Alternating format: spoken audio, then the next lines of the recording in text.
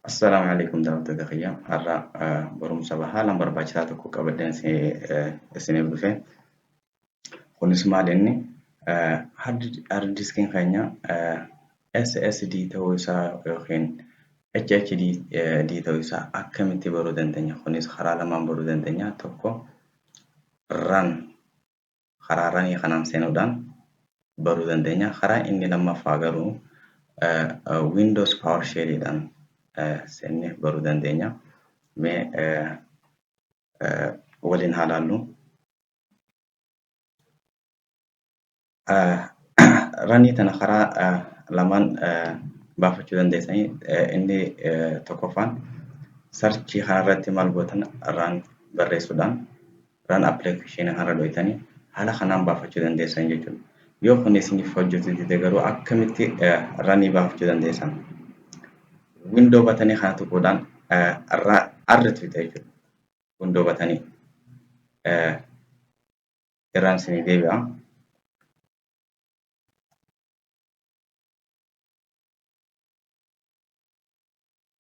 Windoon batanii tana jechuudha. Windoon batanii tana jechuudha. Windoo batanii qabuudhaan dhoyte jechuudha. Maaltu isinii dhufa? Raniin isiniif baate jechuudha. Kana booda ranii tanarratti maal barreessita?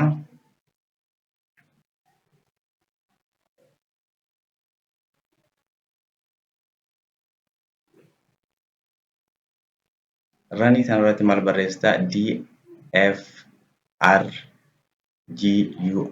barreessita jechuudha. San booda OK jette jechuudha. Maaltu isinii dhufa? Informaationa koompitara keessanii isinii dhufa jechuudha. Amma koompitara kiyya informaationni isaa maali? Hard diskiin kiyya solid state drive jechuudha. Kana jechuun maal jechuudha? SSD dha jechuudha. Karaan inni lammaffaadha. Bakkuma sarchii tanarratti PowerShell barreessita jechuudha. PowerShell. Isintu ispeesii hin godhin jechuudha.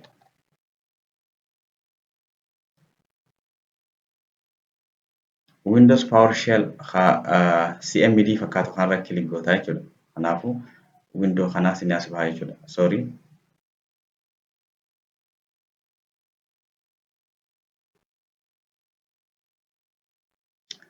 Karaa inni lammaffaa garuu windoo PowerShell akkamitti baafachuu dandeenya? Karaa inni lammaffaadha. Windoo batanii kana tuquudhaan X tuquudhaan kanaafuu liistii kanaa isin dhufa. Marra dhoytanii Windows PowerShell admin kayyoo kana dhoytaa jechuudha. Karaa kanaan isinii dhufa jechuudha. Kan inni lammaffaadha. Egaa kun isinii dhufe booda asirratti maal barreessitu? Bakka kanatti get sarara xiqqaa kana physical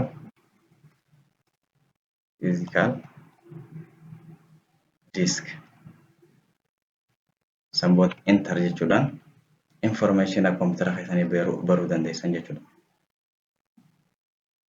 Gartaa kun amma Windows PowerShell'iin maaltu isa adda godha run application irra serial numberii hunda si hima jechuudha kun jechuudha. Windoon keenya amma hard diskiin keenya SSD dha.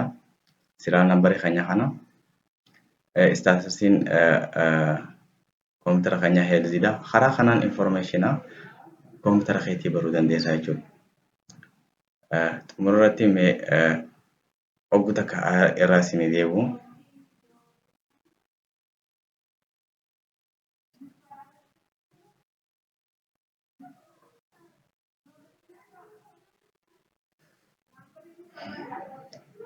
Akkuma isin himetti karaa lamaan gosa hard diskii keessanii SSD ta'uu isaa yookiin HDD ta'uu isaa baruu dandeessan jechuudha. Karaan inni tokkoffaa raniidhaan seenuudhaan lammaffaan immoo Windows PowerShell'dhaan seenuudhaan. Ran eega seente booda DFRGUI itti barreessuudhaan staatus yookiin informaationa koompitara keessanii baruu dandeessanii. Windows PowerShell akkuma waliin ilaallatti egaa bantan booda karaa tokko run irra barreessuudhaan PowerShell yookiin karaa biraatiin kilik godhu jechuudha. Batanii windoodha. fi X waliin qabuudhaan get physical disk irra barreessita. Haala kanaan information koompitara keetii baruu dandeessa jechuudha. Hard disk keetii baruu dandeessa jechuudha. HDD yookiin SSD ta'uu isaa. Xumurratti obboleewwan ani share, like and subscribe godhaa isiniin jiru garuu obboleeyyan keessaniin gahaadha an isiniin jaa jechuudha. Sharing is caring akkuma jedhamutti waliif yaaduudha jechuudha. Obboleeyyan keessan kan viidiyoo tan argin wajjin share godhaadha. Assalaamu alaikum warahmatullahi wabarakatuh.